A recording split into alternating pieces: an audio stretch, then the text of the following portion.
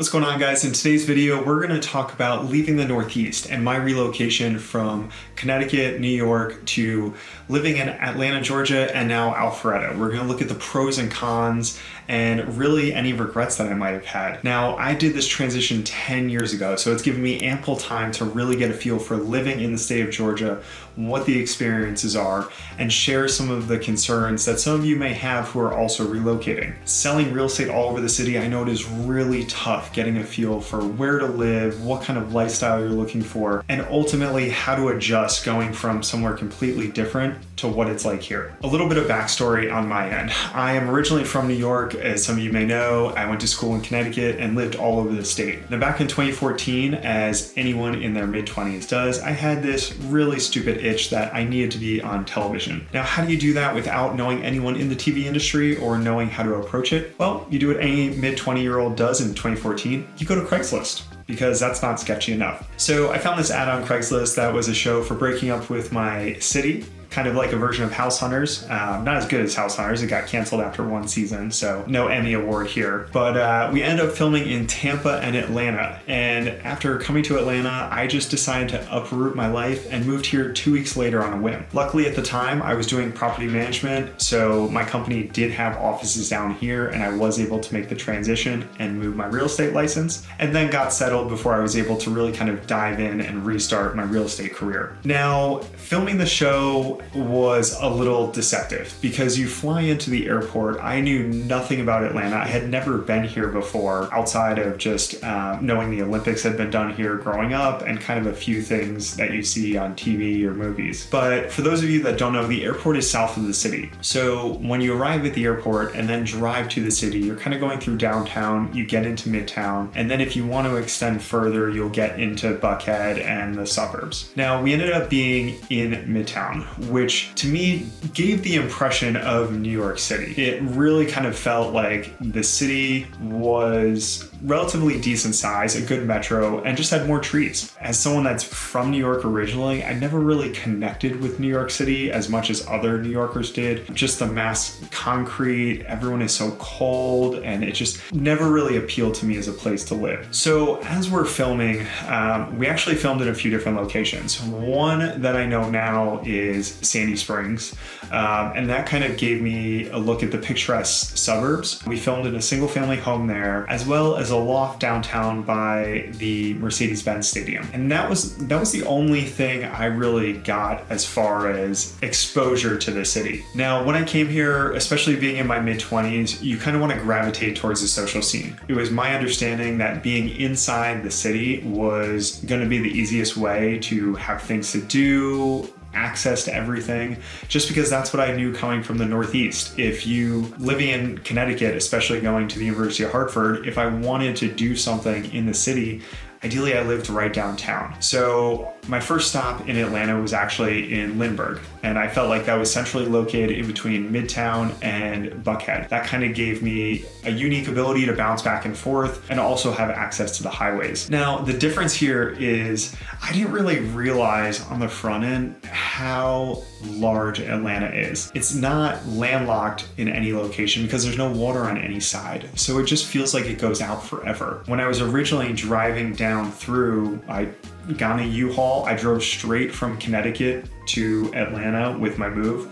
I do not recommend that at all. And as I was driving through, I actually came from the north part of the state down south on 400 and hit Buckhead. Now, Buckhead is the first location that really has a bunch of high rises and kind of a city-esque feel. I thought that was Atlanta. And then you're driving through Buckhead, and then all of a sudden you see the skyline of downtown.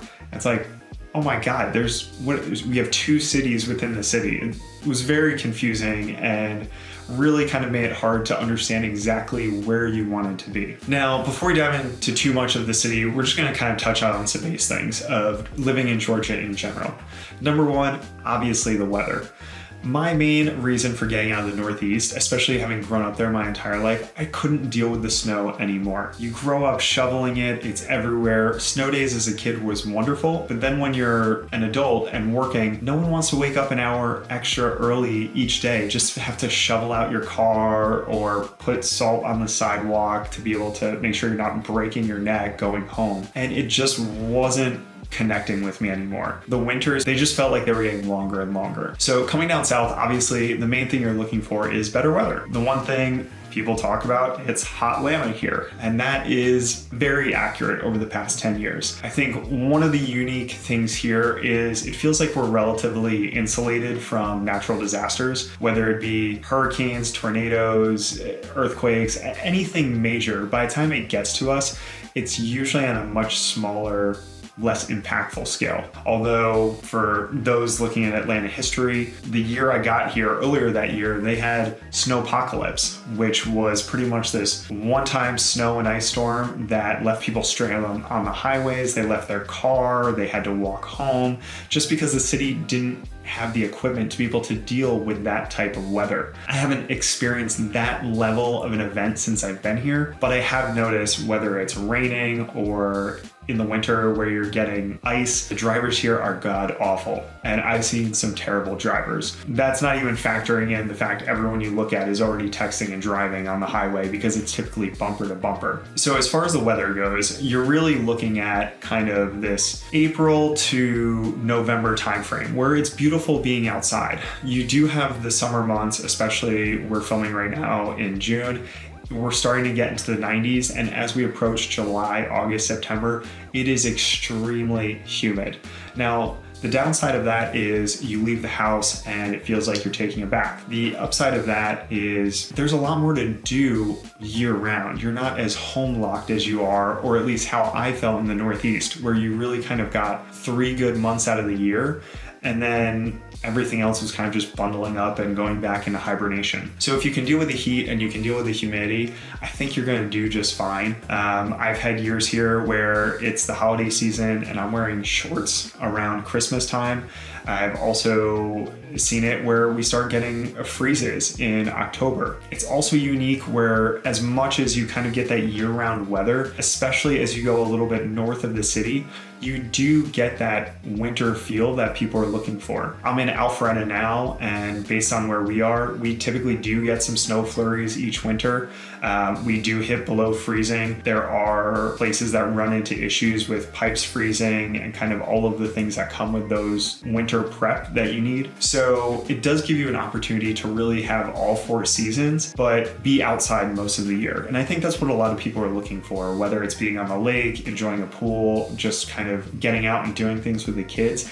It feels like it's much more accessible year round. I know I touched on this quickly, but the second biggest thing that I think anyone getting here needs to really wrap their head around is the traffic. And part of that is because depending on where you work, that usually dictates for a lot of people where they want to live. And being in close proximity to one of the major highways is usually a major advantage. It feels like in Atlanta, there is construction happening all of the time. We have 285, which is kind of our loop around the city. Then we have 85, which is the major highway that goes out east through Gwinnett County. And then we have I-75, which goes up to the northwest towards Chattanooga, and then I-20, which kind of runs horizontally across the south end of the city. Georgia 400 goes directly from the airport up north, and then all of it kind of just meets in the center. You have all of these different major interstates that kind of all connect right in the center of the city, and the problem with that is they're all filled all of the time. So whether you're commuting from the outskirts in the suburbs, getting in the city, or working in the city, living out in the suburbs, no matter where you're going,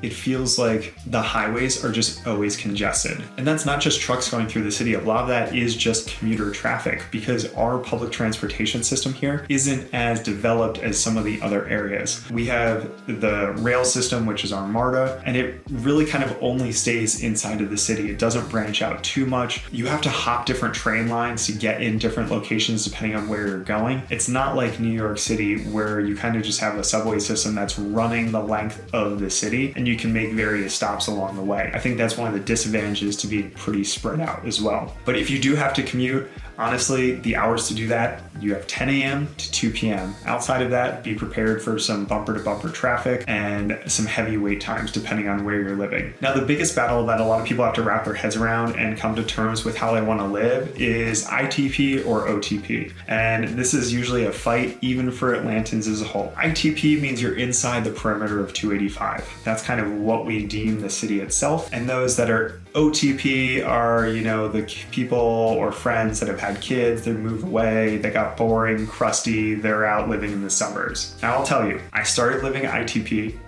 and then over the past 10 years, I have moved almost every year, at a minimum every other year, and I have gradually moved further and further away from the city.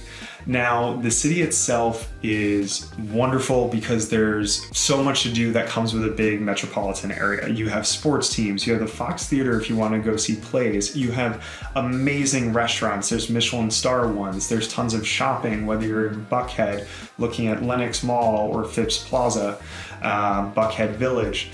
And it really kind of just gives an opportunity inside the city to have all of these pocketed sub-neighborhoods. I think part of that is also because of the lack of public transportation. Wherever people get inside the perimeter, that kind of becomes their hub. So all of these pockets really give their own type of feel. And the nice thing about that is whether you're looking to go to dinner in a few different places or crossover from, Brookhaven to Chamblee to Buckhead to Druid Hills, down to Kirkwood, Edgewood, Decatur, whatever it is, it feels like there's a little bit of different culture in each place you go. Now, obviously there are major pros to being ITP. You have quick accessibility to everything, especially if you're trying to get any shopping done, go to fine restaurants, or any major events. It's also quick to hop on MARTA if you need to get right to the airport, and you're kind of already in the middle of dealing with the major traffic trends, so you have access to all the major highways. But I don't want to discount being OTP, because over the past 10 years, one of the things that I've realized is, honestly, I wish I moved out there further. I think as far as property values go, obviously, we've seen an explosive growth in home prices the past decade here, but there's also been an immense value of going out further and getting more for your money in locations that still have top schools, things to do, and easy accessibility. Now, one thing Atlanta has really done well over the past decade is they've had a lot of growth in the suburbs. So similar how inside the city, you have all of these subsections of the towns with their own personalities, you now run into the same thing outside the city as well. Every major town almost has its own little city center and has tried to bring either major retail, shopping, or events out there to make it so that unless you really need to go back into the city for a sporting event, a specific restaurant, shop, or go to the airport, you kind of have everything you need right where you are. Now, as far as going OTP, I've started a few different locations. I went just outside the perimeter in Doraville, which gave me easy access to 85 and 285 if I was hopping around the city for appointments. And then after that, I've started migrating to Roswell and Alpharetta, Johns Creek area, which is directly north of the city, right off GA 400. I love being right off 400 as opposed to the other highways because not only does it take you right back down into the city through Buckhead, Atlanta, or to the airport, it also gives you a straight shot right up to the mountains if you want to go hiking, to the wineries, or hit Lake Lanier. Over the years, a lot of the development has really prioritized being in the areas where there's been a high concentration of growth on family neighborhoods, as well as capital injections for retail and development. A lot of this has just happened to coincide with being up 400. There's been a huge expansion of Sandy Springs, then right after that you kind of have Dunwoody, Roswell, and then the Alfred Johns Creek area until you get a little bit further north into Cumming and Dahlonega and some of those real northern suburbs. Being OTP also gives you the benefit of a little bit slower lifestyle. All of your communities are going to typically be larger lots where you're going to have decently sized yards.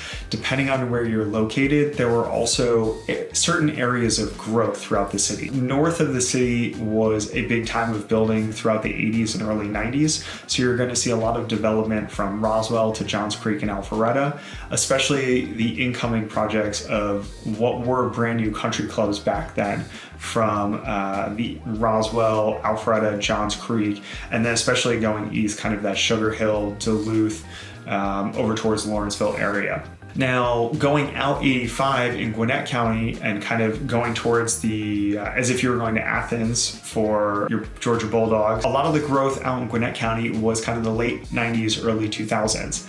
And this was essentially untapped land where you have a bunch of cookie cutter subdivisions, but the prices were very attractive for people to get into these communities with decent amenities. I've always just felt that going out 85, unless you have a specific reason to be there, kind of isolated you a little bit from the rest of the city. So I've really tried to stay central, whether I'm inside the city itself, ITP, or OTP going right up 400 as described, because I think it does give you the best of both worlds of being able to hop right back down into Buckhead or Atlanta, or getting over to things on the west side towards Marietta, Woodstock, Canton, and the east side, Lawrenceville, Suwanee, Duluth, Beaufort, Flowery Branch, etc. Now, talking about communities, I think this is one of the most interesting parts about Atlanta. It is such a large piece of land and kind of very overwhelming for a lot of people to wrap their heads around exactly where they want to be. But I will tell you that Atlanta has had some of the most welcoming people I've ever experienced. And that goes without saying for any part of the city that I've lived in, because I feel like wherever you land, it is kind of, as described, its own little sub-city or niche of people where everyone kind of rallies behind that location. We do see a heavy concentration of certain different types of people in certain areas that all kind of gravitate towards their like kinds. So that's something I would definitely research, depending on, statistics of what you're looking for some of the towns. Now, the nice thing about being outside of the perimeter, especially as far as community goes, is I found it a little bit easier to actually find my tribe community-wise. I think everyone, especially outside the city, you have a lot more family-oriented activities. A lot of the locations are more geared towards families. So now, as a dad of 2 young girls, it does kind of feel like we have more things that are accessible, and you're immediately around more like-minded people. Obviously, there are some fun things to do, whether you're in your 20s, 50s, 60s, any age group all across the city. But if I was back in my 20s, I would prioritize being in the city more, just kind of have access to more of the nightlife scene, going out, bars, restaurants, and doing a lot of those things where you're gonna have a younger demographic appeal. Another fantastic thing about the relocation here that I didn't consider before, but I have a huge emphasis on now, especially with my own daughters or helping clients, is in almost all of the places you go, you can find opportunities for great public schools. Now, a great website for really kind of understanding the rankings of the schools and the statistics and the breakdown, the teacher-to-student ratio, is greatschools.org. This is a resource that I always give my clients if they have kids and they're relocating and really kind of want to get a feel for what the programs are. But a lot of the schools have really kind of adapted different programs, whether it's immersive learning, dual language, there's a lot of STEM programs, and you still do have the accessibility to private schools as well if that's an option you want to go.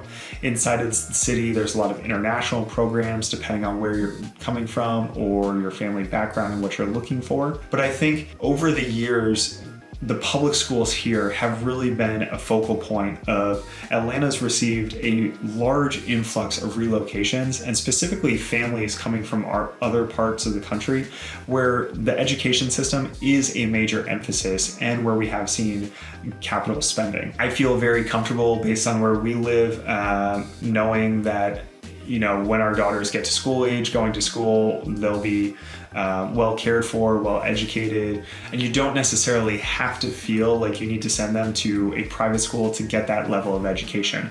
There are tons of options, especially in the Alpharetta area, Alpharetta, Milton, Cumming, that you consistently have public schools ranking 8, 9 out of 10, and really have fantastic programs. So I highly recommend checking out that link and digging in a little bit further if that's something important to you. Now, one of the major things that is obviously super important to people relocating, and something I found a big difference coming from the Northeast, is the cost of living. I will say that Atlanta, when I got here 10 years ago, feels very different from a cost of living perspective than it does now. I think even if you just look at rents, 5 years ago, rents and mortgages are on average about double what they used to be. When I first got here, the average home in the state of Georgia was in the low 300s. Now we are in the mid 400s. That is obviously area specific, but coming from growing up in New York City or California, the Northeast, where you do have a much higher cost of living, it does feel like you get a lot more for your money here. I grew up in Westchester County of New York, where we had a 2-bed, 1-bath house that my grandfather built almost 100 years ago now. And to be able to sell that, where you have property taxes of almost $10,000 a year, and then look here where you have $1 million homes that aren't even getting $10,000 property taxes a year, it's just a drastic difference. And depending on what you're looking for, the homes really kind of come in all size and packages. Whether you want a charming ranch that's 2,000 square feet, or you're really looking for that Georgian estate where you're looking 7,000, 8,000, 9,000 square feet. Not only are they ready available across all sizes, but price points too. It's not unheard of to be in a decent school district, have a house that's 6,000 square feet, and you're still somewhere in between that $600,000 to $900,000 range, depending on where you're looking. That could even be cheaper if you go for certain areas further out from the city. So it's really something to consider what's important to you in the home itself and the lifestyle you're looking for. Trying to get a combination of the right home, the lifestyle, education, and location. That's where we see pricing really start swaying a little bit. I feel like it's been a fantastic value, especially having a lot of family and friends still in the Northeast. Being able to see what they've gone into over the past decade and kind of their natural evolution of housing compared to what a lot of clients and friends have been able to get here, your money goes way further here, and it gives you an opportunity to really kind of enjoy a little bit more of the house itself. You're not necessarily as cramped. You can get that white picket fence, the backyard, the charming neighborhood feel if you're looking for, and it doesn't feel like you're living to pay the mortgage as it can in other parts of the country. Now, as far as regrets go, obviously having been here 10 years, I have learned a ton. I think the biggest regret that I had is I honestly just wish that I moved outside the city sooner. I think the city is great on its own, and the unique thing about Atlanta and the greater metro area is even after being here 10 years, there are still hundreds of restaurants that I've never been to that I would love to go to, tons of things to do. I've never even been to the Fox Theater and gone to a play there. It wasn't even until a few years ago that I made it to the High Museum and got to see their art exhibits. So there's just a ton of things to do, but you don't have to feel like you need to be living in the city to have access to them. Even up in Alpharetta where I am now, with decent traffic, I can get into Midtown in 30 minutes or less and have that accessibility. You can go do a date night, you can go do things with the kids, you can take them to the zoo, you can take them to the aquarium, or up to the mountains and go on a nice hike, go to the wineries. All of that is still accessible without having to be in the city. From the perspective of going outside the perimeter sooner, it would have forced me to look at maybe not only my real estate choices a little bit differently, but also setting up for later in life. There would have been some opportunity for better housing options, not spending so much on smaller places. If you kind of look at condo and townhouse pricing in the city, over the past decade, while yes, they have gone up, they have not gone up anywhere as fast as a pace as the single family homes in the suburbs. So kind of just recognizing like there was an opportunity to maybe get a better home or build wealth faster going outside of the city sooner. I really don't think I realized how much I didn't need to be right in the heart of Atlanta to enjoy everything that the city has to offer. I think the other big regret is while I was here, really not doing enough on the front end to kind of take time that first year and just explore as much as possible all the different suburbs, the various towns, and all the different feels that come with it. Because one of the things that a lot of people get here and realize, and as much as I try and do an intake with my clients on the front end of understanding their wants and needs and how they've been living where they're coming from, we can try and point you in the right direction of the most likely outcome where you would find that compatibility to your current lifestyle. But I think people really need to take the time to get a feel for all the different locations on their own and feel what connects to them as a whole. A lot of clients who stay here when they move to Georgia and then don't leave is they just end up moving a lot throughout the state or throughout the metro area. And that's because they haven't really understood the nuances of all of the other towns and suburbs until they actually get there. So you'll have someone that's been here for a year, 2 years, 3 years, they'll drive 15 minutes away into another town and all of a sudden just fall in love with it because it connects more to their lifestyle and their personality. I don't know if I've ever been to another city that feels like almost dealing with 30 different cities within a city. And that's a really unique thing because it can cater towards all types of people. I would feel very confident relocating here from any part of the country that there is something for everyone. There are things to do. There is a place for you to call home and really feel like you belong. And I think that's part of what makes Georgia and Atlanta extremely inviting. In addition to kind of the things we talked about, whether it's the cost of living, the things to do, the accessibility, there's just an ability to find your calling. It just takes a little bit of time to figure out exactly where that is. Now, the number one question I typically get when clients hear that I relocate from the Northeast is always, how do you love it? How did you choose where you want to live? But the other thing is, would you ever go back? And that's been kind of the biggest thing for me after being here. It doesn't make me miss any other part of the country. I have no desire to go live Northeast again. I don't feel like I'm missing something from up there because here it kind of feels like we do have a little bit of everything year round. I do truly believe there's something for everyone. And kind of looking out further, I'm excited to continue exploring, get to see more places, and really just grow more within Alpharetta and the neighboring towns. I highly encourage anybody that's considering a relocation to reach out. I'm happy to answer any questions. For those of you that don't know, I have sold a home in almost every town and suburb within a 50-mile radius of greater Atlanta. So as far as identifying places that you may connect with or be a fit for your personality, I would love the opportunity to just kind of run through that criteria with you and happily point you in the right direction of some tools and resources that may be beneficial or answer any questions. Thanks again for listening. If you like the content, please don't hesitate to hit the like button, subscribe. We're going to be rolling out more videos on different suburbs to help get a feel for those as well. And I hope to see you all on the next one.